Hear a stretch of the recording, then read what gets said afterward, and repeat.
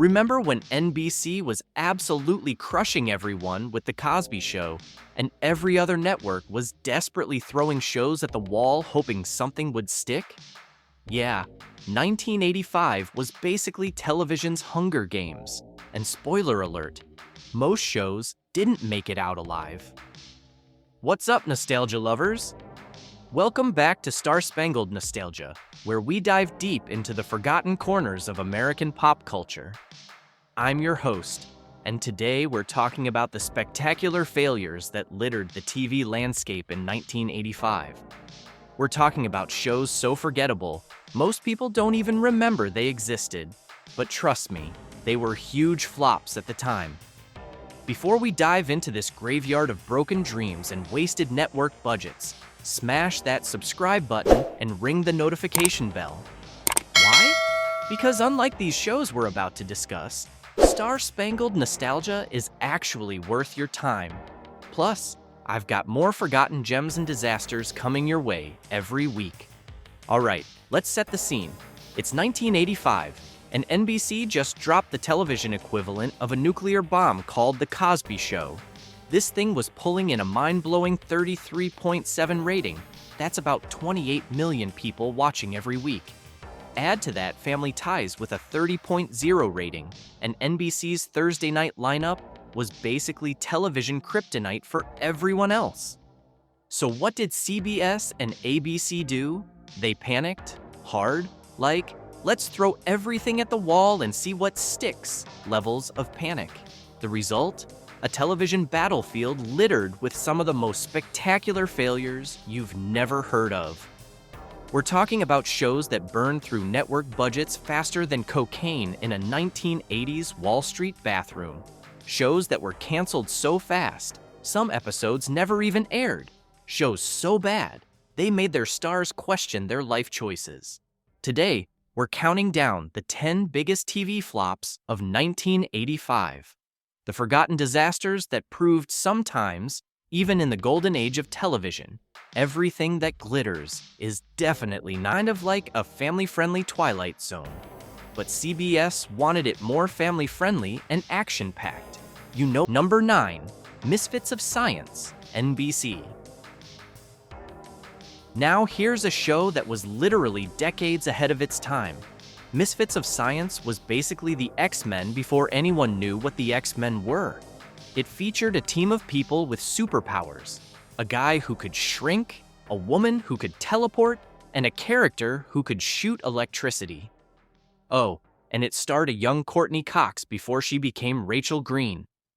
The show premiered on October 4th, 1985, and NBC had such little faith in it that they canceled it after 15 episodes, leaving one episode completely unaired. 1. Imagine being the actor who worked on that final episode, knowing it would never see the light of day. That's got to hurt. But here's the crazy part.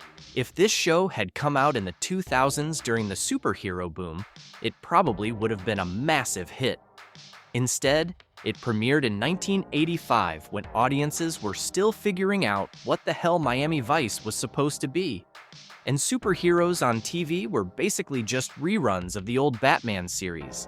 The show mixed comedy, action, and sci-fi in ways that confused the hell out of 1980s audiences.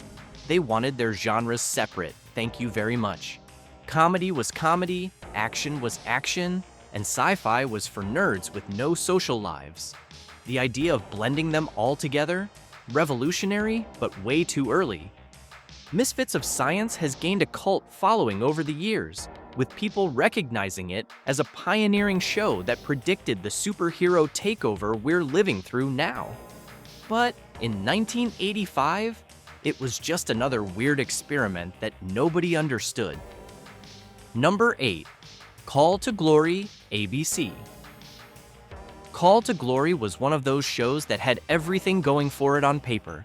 Military drama, family relationships, historical backdrop, and decent acting. So why did it crash and burn faster than a test pilot with vertigo? The show followed Colonel Rainer Sarnak, a military test pilot, and his family during the early 1960s space race. Think? The Right Stuff meets family drama with all the Cold War tension you could handle. It actually started in 1984, but limped into 1985 before getting the axe in February. Here's the problem. In 1985, audiences wanted their entertainment simple and digestible. NBC was giving them The Cosby Show, which was basically television comfort food. Meanwhile, Call to Glory was trying to blend family dynamics with historical events and political commentary. It was like serving a 7-course meal to people who just wanted a cheeseburger. The show was too nuanced, too complex, and too demanding for primetime network television. Viewers had to actually think about what they were watching, and apparently, that was asking too much. ABC looked at the ratings, shrugged, and pulled the plug after 23 episodes. It's kind of tragic because Call to Glory was actually well-made television, but being well-made doesn't guarantee success, especially when you're competing against shows that let people turn their brains off for an hour. Number 7. Hollywood Beat, ABC. Hollywood Beat is the perfect example of a show that failed so spectacularly. Most of its episodes never even aired. Out of 14 episodes produced, only 8 made it to television. 6 episodes. That means ABC looked at nearly half their investment and said, "Nah, we're not even going to bother." This Aaron Spelling production was supposed to be a gritty crime drama set in Los Angeles, starring Jack Scalia and Jay Acavone as undercover detectives. Spelling had just come off Dynasty and was probably thinking he could apply that same magic to cop shows. Spoiler alert, he couldn't.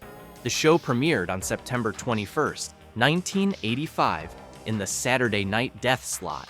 Saturday nights in the 1980s were where television shows went to die quietly, and Hollywood Beat died very, very quietly.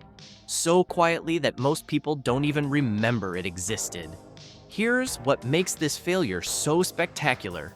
When a network refuses to air episodes they've already paid for, that's not just cancellation, that's complete abandonment. It's like buying a car and then refusing to drive it out of the lot because you're embarrassed to be seen in it. Hollywood Beat represents everything wrong with 1985 television: rushed production, confused concepts, and network executives who had no idea what audiences actually wanted. It's a masterclass in how to waste everyone's time and money while producing absolutely nothing memorable. Quick pause in our parade of failures. If you're enjoying this journey through television's graveyard, do me a favor and hit that like button. And if you haven't subscribed yet, what are you waiting for? We've got tons more forgotten disasters and hidden gems coming your way. Trust me, unlike these shows, star-spangled nostalgia is built to last. Number 6. Lady Blue, ABC. Lady Blue was like Dirty Harry, but with a female lead and enough controversy to make network executives break out in hives. The show starred Jamie Rose as Detective Katie Mahoney, a Chicago cop who believed in shoot first, ask questions later policing. In 1985, this was considered edgy television. Today, it would probably cause Twitter to spontaneously combust. The show premiered on April 15, 1985, and immediately got hit with criticism from watchdog groups who called it the most violent show on television.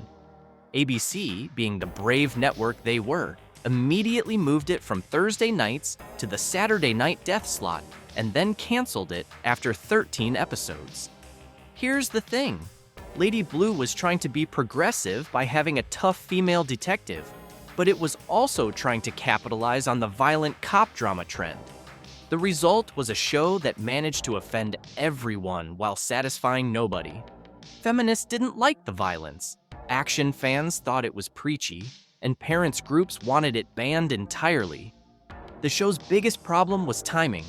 It was too violent for 1985 audiences, but not sophisticated enough for modern viewers. It fell into this weird middle ground where it was controversial, but not in any meaningful way. Lady Blue is basically a footnote in television history, a show that tried to push boundaries, but ended up just pushing buttons instead. It's remembered today, mainly as an example of how not to create a groundbreaking television series. Number 5.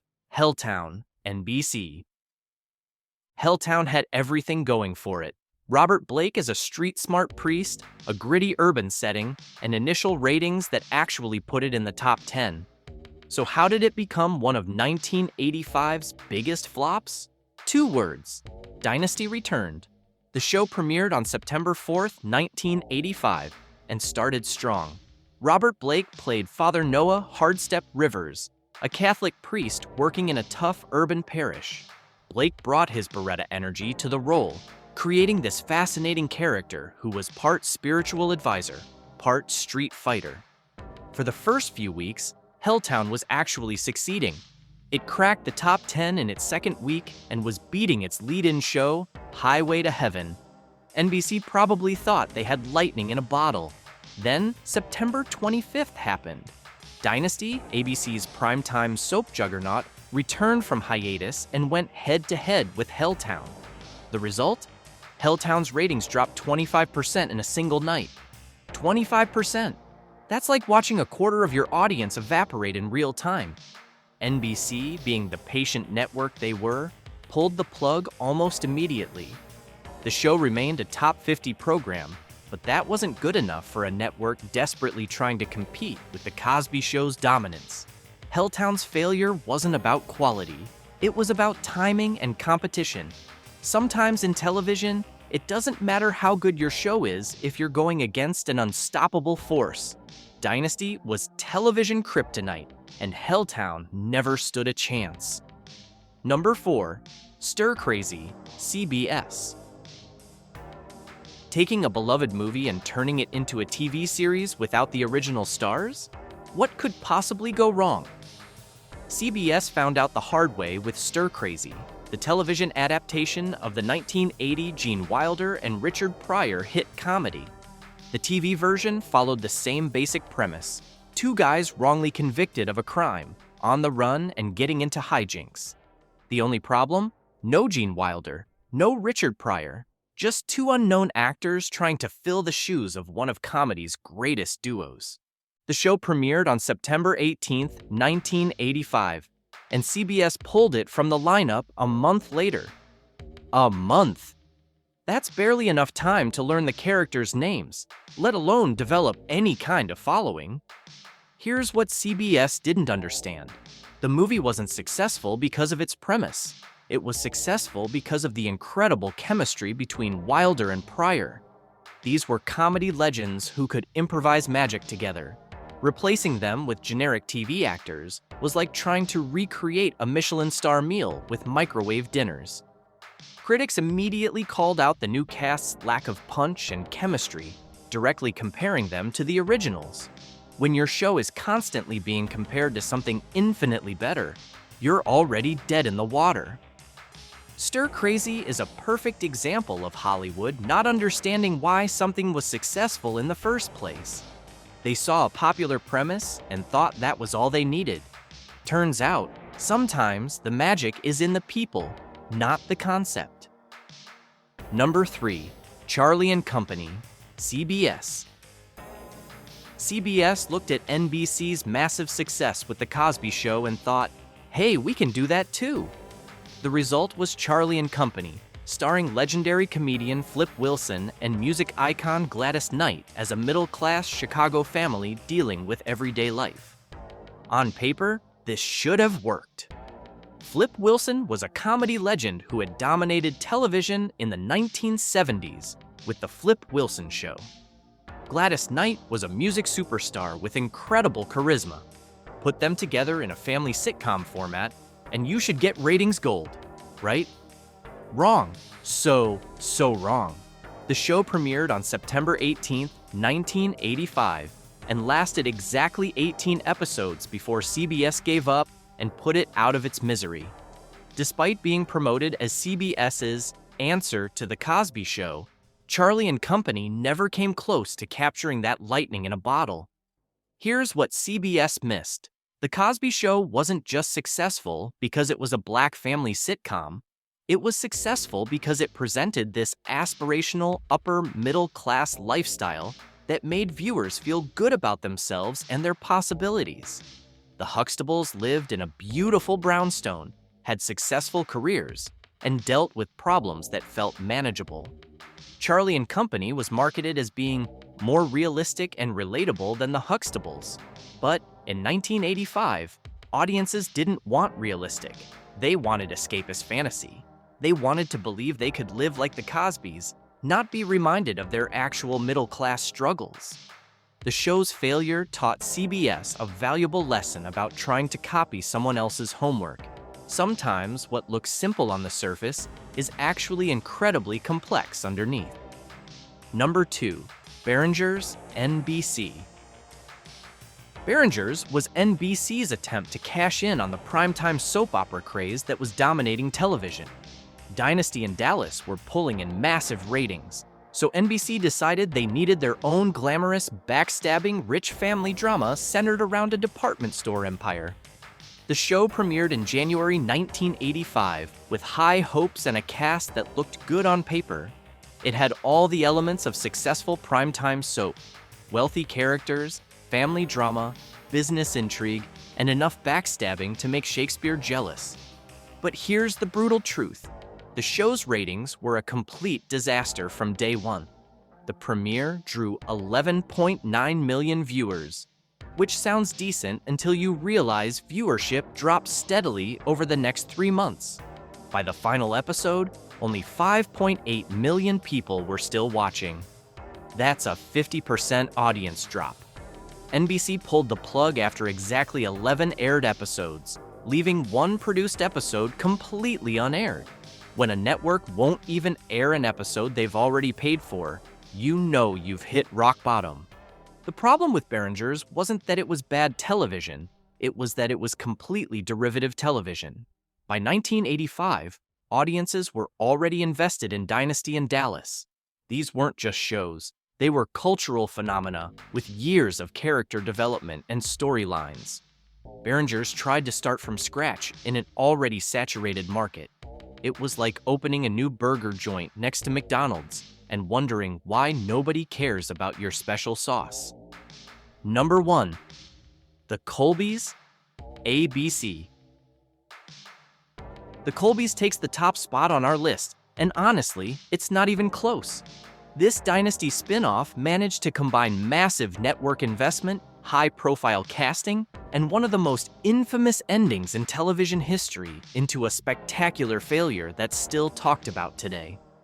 ABC launched the Colbys with huge expectations and an even bigger budget. This was supposed to be Dynasty, but more glamorous, more outrageous, and more addictive. The network was desperate to compete with NBC's Thursday night dominance, and they thought a Dynasty spin-off was their golden ticket. The show premiered on November 20th, 1985, and initially looked like it might succeed. The first episode pulled decent ratings, and ABC was probably popping champagne bottles in their executive offices. Then reality set in. Hard. The second episode got preempted by a Ronald Reagan speech, which Charlton Heston, one of the show's stars, apparently tried to prevent. Imagine being such a legendary actor that you think you can tell the President of the United States to reschedule his speech for your TV show. But the real disaster came when the Colbys moved to Thursday nights and had to compete directly with NBC's powerhouse lineup. The ratings dropped faster than a stock market crash, and ABC watched their expensive investments circle the drain. Here's where the Colbys becomes legendary. In a desperate attempt to save the show, the writers ended the final episode with one of the main characters being abducted by aliens. Aliens. In a primetime soap opera about rich people backstabbing each other over oil money. The show was canceled immediately, leaving this insane alien abduction cliffhanger completely unresolved. It's like if Dallas had ended with JR being kidnapped by Martians. Completely bonkers and unforgettable for all the wrong reasons. And there you have it, the 10 biggest television flops of 1985, each one a cautionary tale about what happens when networks panic and start throwing everything at the wall to see what sticks. Looking back at these disasters, you can see some clear patterns. First, imitation rarely works in television. Charlie and Company tried to copy The Cosby Show, Behringer's tried to copy Dynasty, and Stir Crazy tried to copy its own movie. None of them understood that successful shows aren't just about format. They're about that indefinable magic that happens when the right people, the right concept, and the right timing all come together. Second, 1985 was a year when audiences were becoming more sophisticated and demanding. Shows like Call to Glory and Otherworld had interesting concepts, but were either too complex or too ahead of their time. Meanwhile, simple, derivative shows like Behringer's and Hollywood Beat were too generic to capture anyone's attention. Third, competition was absolutely brutal in 1985. NBC's Thursday night lineup was like a television Death Star, destroying everything in its path. Shows like Helltown might have succeeded in different time slots, but going head-to-head with The Cosby Show, Family Ties, and Cheers was television suicide. But here's what makes these failures fascinating. They tell us as much about television history as the hits do. They show us what networks were thinking, what they were afraid of, and what they thought audiences wanted. Some of these shows, like Misfits of Science, were genuinely ahead of their time and might have been huge successes if they'd premiered 20 years later. Others, like the Colbys, became legendary precisely because of their spectacular failures. That alien abduction ending is still talked about today as one of television's most bizarre moments. In a weird way, the Colbys achieved immortality through its failure, which is more than most successful shows can claim. So, what do you think? Did any of these forgotten flops ring a bell? Were you actually watching the Colbys when that alien spaceship showed up? Drop your memories in the comments below. I promise not to judge your questionable 1980s viewing choices. If you enjoyed this deep dive into television's graveyard, make sure to smash that like button and subscribe to Star Spangled Nostalgia for more forgotten gems and spectacular disasters from American pop culture. Ring that notification bell so you never miss when we uncover another piece of entertainment history that time forgot. And hey, let me know in the comments what other years or topics you'd like me to cover. The 1980s were full of spectacular failures and surprising successes, and I've got plenty more stories to tell. Until next time, this is Star Spangled Nostalgia, reminding you that sometimes the biggest disasters make for the best stories. Keep watching, keep remembering, and keep celebrating the beautiful messiness of American entertainment.